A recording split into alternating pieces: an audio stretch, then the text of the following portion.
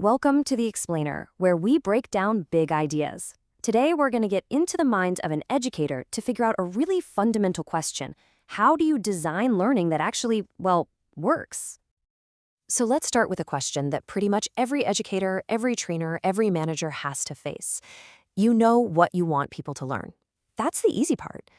The real puzzle, the hard part, is figuring out how you select the right experiences to actually get them there. And the key to unlocking this, it turns out, is to shift our focus a little bit. Thanks to the brilliant educator Ralph W. Tyler, we have this powerful concept. See, a learning experience isn't about the lecture or the textbook. It's the actual personal interaction a learner has with their environment. It's what happens inside them. And this single idea, honestly, it is a complete game changer. Learning isn't something that's just done to a student, like pouring water into a glass. No, it's an active process. The student has to be the one doing the work. It's all about active participation, not just sitting there and listening.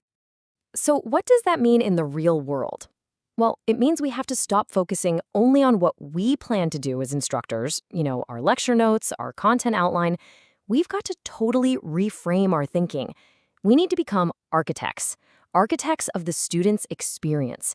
Our job is to design the conditions that get them to do the right stuff. Okay, so let's dive into that. How do we become these architects of experience? Is there some kind of blueprint we can follow to design these powerful interactions? And the great news is, yes, there is. Tyler doesn't just leave us hanging with the theory. He actually gives us a blueprint, 5 core principles that act as this super practical checklist for designing any learning experience you can think of. And what's so cool about this checklist is how it turns these big, abstract goals into something you can actually use. I mean, it makes perfect sense when you think about it. You want someone to learn problem solving? Well, they've got to practice solving problems. You want them to stick with it? They need to feel good when they succeed. And it has to be challenging for sure, but not so hard that they just give up. And that last one is critical. A single activity can teach a bunch of different things at once, sometimes things you didn't even plan on. All right, so let's put this blueprint to the test. Let's start with a really common goal in any field, developing critical thinking skills. How in the world do you design an experience for that? The first thing to realize is this. Thinking is not the same as memorizing, not even close. Real thinking only gets stimulated when a student faces a problem where they can't just look up the answer. So the experience we choose has to be built around a genuine, authentic problem. So the big takeaway here is that the experience has to be a real challenge, not just a pop quiz. A great experience for developing thinking skills doesn't ask, what's the answer? It asks, how would you figure this out? It pushes people to find facts, connect the dots, come up with ideas, and test them, just like we do in the real world.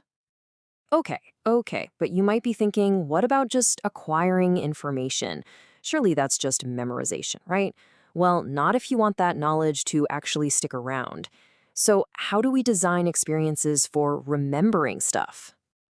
The research here is kind of brutal. There's this harsh reality known as the forgetting curve. And we've all felt this, right? You cram for a test and you feel like a genius, but then a week later, it's like the information just evaporated. If our learning experiences are only about delivering information, we're basically fighting a battle we can't win. And this chart just illustrates the challenge so perfectly. It's a little depressing, isn't it? Without a better design, most of the information we all work so hard to teach and learn just vanishes. It's a huge waste of effort for everybody involved. So how do we beat the curve? Well, we have to choose experiences where information isn't the final destination. It's a tool to be used. Think of it like this. You don't just memorize what a hammer looks like. You use it to build something. It's the same with facts. By embedding them into problem solving, by using them over and over in different situations, we give that knowledge a purpose. And that's what makes it stick. Finally, let's look at one of the trickiest areas of them all, shaping social attitudes.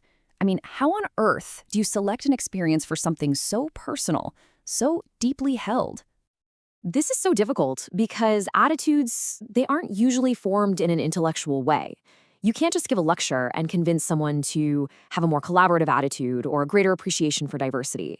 It just doesn't work like that. It has to be experienced. It has to be felt. What's amazing is that Tyler's work shows us we have 3 really powerful pathways to work with.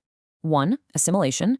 we can shape the entire environment so that desired attitudes are just the way things are done around here. 2, the emotional experience. We can design things so that practicing a behavior, like teamwork, actually leads to a genuinely satisfying result. And 3, the intellectual process. We can help people think through the why and analyze the consequences of certain attitudes. The key is, you gotta design for all 3.